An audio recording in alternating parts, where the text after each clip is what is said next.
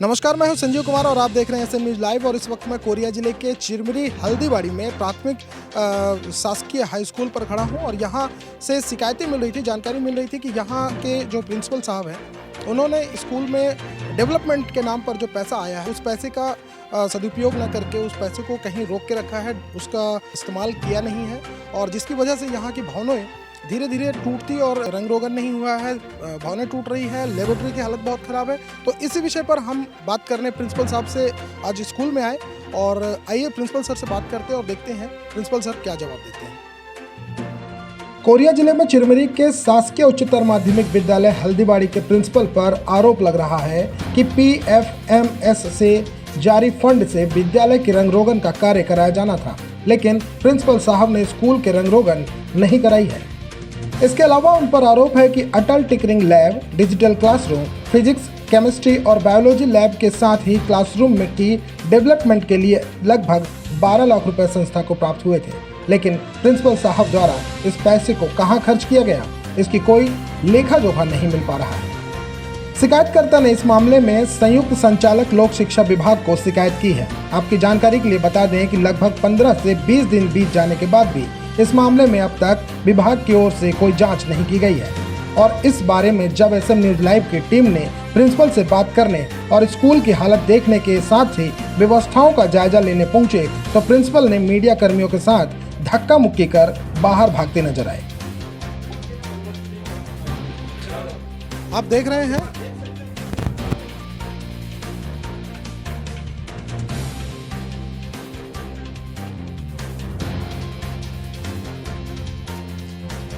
तो जैसा कि आपने देखा प्रिंसिपल साहब से हम बात करने गए तो प्रिंसिपल साहब हमें धक्का मुक्की करते हुए हमारे सामने से बाहर चले गए हैं।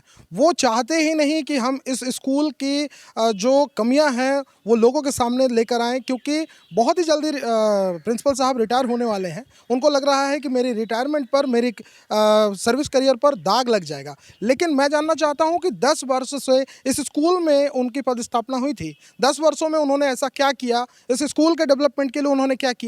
क्या ये सवाल मेरा अन्याय है? उनसे ये सवाल करना क्या जायज़ नहीं है? अगर ये सवाल करने में उनसे आया तो वो यहाँ से भागे क्यों? क्या कारण है उनके भागने का? ये जानना चाहूँगा मैं खुद प्रिंसिपल से। और नहीं, ये अगर प्रिंसिपल साहब बताने को एग्री नहीं करते तो मैं इनसे इस विषय पर बात करने पहुंचूंगा सीधे जिला शिक्षा अधिकारी से और बात करने की कोशिश करूंगा, जानने की कोशिश करूंगा कि जो पैसा स्कूल के रंग रोगन और स्कूल के डेवलपमेंट के लिए आता है, आखिर इस पैसे का ये करते क्या है। विजुअल्स में आप देख सकते हैं कि स्कूल में जहां बच्चों के पीने के पानी की व्यवस्था की गई है उस कमरे के आसपास के एरिया को शौचालय के तौर पर इस्तेमाल किया जाता है। अब आप इसी से अंदाजा लगा सकते हैं कि स्कूल में साफ सफाई की व्यवस्था कितनी दुरुस्त है। स्कूल के कई कमरे ऐसे भी हैं जिन कमरों के अंदर घुसने से ही आपको डर लगने लगेगा। ऐसे में बच्चे उस क्लासरूम में बैठकर कैसे पढ़ते हैं, यह तो एक चिंता का विषय है। एसएम न्यूज़ लाइव की टीम ने जब स्कूल के निरीक्षण करना चाहा तो प्राचार्य ने सीधे मना कर दिया। इतना ही नहीं, मीडिया कर्मियों के साथ धक्का मुक्की करने के अलावा धमकी भरे अंदाज में सरकारी कामकाज में बाधा डालने का आरोप लगाकर पत्रकारों पर केस करने की बात तक कह डाली। इस वक्त मेरे साथ हल्दीबाड़ी निवासी सतीश गुप्ता जी हैं और ये एक आरटीआई एक्टिविस्ट हैं। इन्होंने कुछ जानकारियां मांगी थी स्कूल के डेवलपमेंट को और 26 जनवरी 15 अगस्त पर स्कूल की तरफ से कितना खर्च किया जाता है डेवलपमेंट में या दूसरे कामों में। तो इस बारे में जब इन्होंने जानकारी मांगी तो इन्हें जो जवाब मिला वो सुनकर भी बहुत आश्चर्य होता है कि एक आरटीआई कार्यकर्ता को ऐसा जवाब कैसे मिल सकता है। आरटीआई कार्यकर्ता को बताया जाता है कि आपने सरकारी कार्यों में बाधा डालने की कोशिश की है और इनके ऊपर एफआईआर करने की धमकी तक दी जाती है। सतीश जी बताइएगा कि क्या हुआ था, किस विषय को लेकर के आपने जानकारी मांगी थी और क्या आपको जो लिखित में जो जवाब मिला था उसमें क्या लिखा था? स्कूल में क्या है कि बच्चे पानी पीने जाते हैं बाहर और 26 जनवरी 15 अगस्त काफ़ी सारे फंड आते हैं, वो फंड को यूज़ ना करके अपने निजी हित में उपयोग करते हैं, ऐसी जानकारी मिली थी मुझे।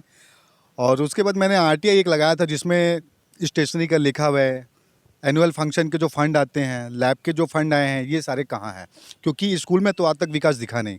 उसके एवज में मैंने एक आरटीआई फाइल किया था जिसमें मुझे जानकारी मिली कि सूचना का अधिकार लगाने पे मुझसे ही भ्रामक जानकारी मुझे दी गई और उसमें लिखा गया कि आरटीआई एक प्राकृतिक नियम है, इस पे किसी भी प्रकार का हम जवाब नहीं देंगे और मुझ पे एफआईआर दर्ज कराने तक की बात कही गई थी इसमें।